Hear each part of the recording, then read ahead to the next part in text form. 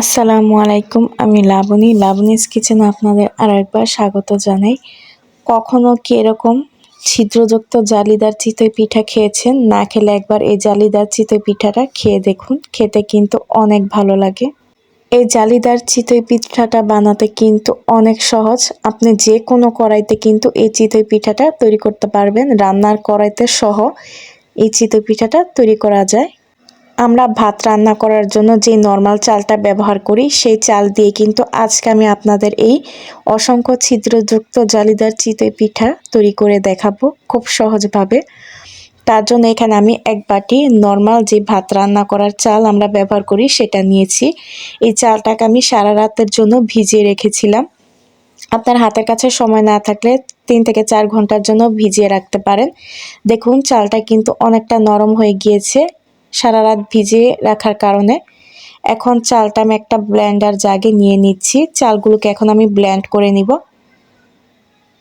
আপনারা চাইলে কিন্তু শুকনো চালের গুঁড়া দিয়ে এই পিঠাটা তৈরি করে নিতে পারেন। এর মধ্যে সামান্য পরিমাণ আমি একটু পানি দিয়ে এখন ব্লেন্ড করে নিচ্ছি। এই তো দেখুন আমার কিন্তু চালগুলো ব্লেন্ড করে নেওয়া হয়ে গিয়েছে।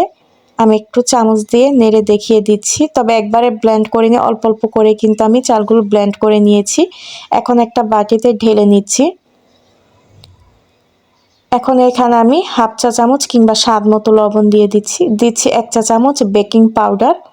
এখানে কিন্তু বেকিং পাউডারটাই ব্যবহার করতে হবে, বেকিং সোডা দিলে চলবে না।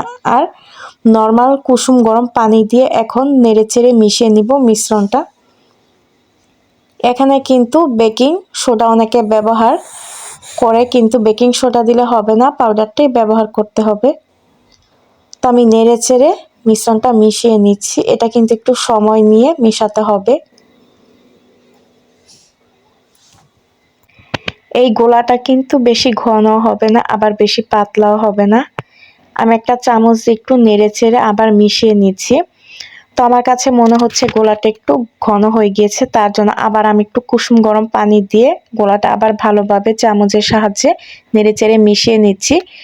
একটু বেশিক্ষণ সময় নিয়ে গোলাটা নেড়েচেড়ে মিশিয়ে নিলে কিন্তু পিঠাগুলো খুবই সুন্দর হবে আর ফুলকো অনেকটা নরমও হবে। এই তো দেখুন এই গোলাটা কিন্তু ঘনত্ব ঠিক এরকম হবে, বেশি পাতলাও না আবার বেশি ঘনও না। আমি আপনাদের একটু দেখিয়ে দিলাম। তো চুলাতে আমি একটা কড়াই বসিয়ে দিলাম। তো তার মধ্যে আমি একটু তেল টিস্যু দিয়ে মুছে নিলাম কড়াইয়ের চারপাশটা। এখন এখান থেকে 1 চা চামচ গোলা নিয়ে আমি ঠিক কড়াইয়ের মাঝ বরাবর ঢেলে দিলাম।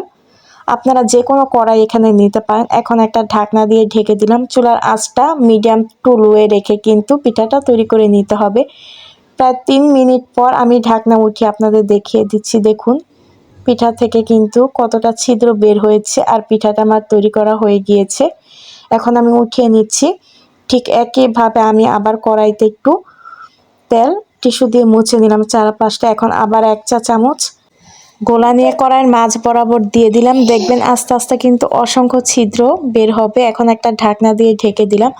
আবার 3 মিনিট পর ঢাকনা উঠিয়ে আমি দেখিয়ে দিচ্ছি। দেখুন পিঠাটা কিন্তু কি সুন্দর ফুলে গেছে আর চারপাশটা কিন্তু অনেক ছিদ্র বের হয়েছে। প্রথমে চুলার আঁচটা কিন্তু বাড়িয়ে দিতে হবে, পরে চুলার আঁচটা মিডিয়ামে রেখে তারপর পিঠাগুলো তৈরি করে নিতে হবে। দেখুন খুব সুন্দরভাবে কিন্তু পিঠাগুলো উঠে আসছে আর কতটা জালিদার হয়েছে। দেখতে পেলেন কত সহজে আমি সাধারণ রান্না করা চাল দিয়েই জালিদার চিতই পিঠাগুলো বানিয়ে নিলাম। দেখুন পিঠাগুলো কতটা নরম হয়েছে আর কতটা জালিযুক্ত হয়েছে। এই পিঠাগুলো কিন্তু তৈরি করা একদম সহজ আর রান্নার যে কোনো কড়াই কিন্তু এই অসংখ্য ছিদ্রযুক্ত জালিদার পিঠা আপনি তৈরি করে নিতে পারবেন। একটা পিঠা আমি আপনাদের ভেঙে দেখিয়ে দিচ্ছি। দেখুন কতটা জালিদার হয়েছে পিঠাগুলো।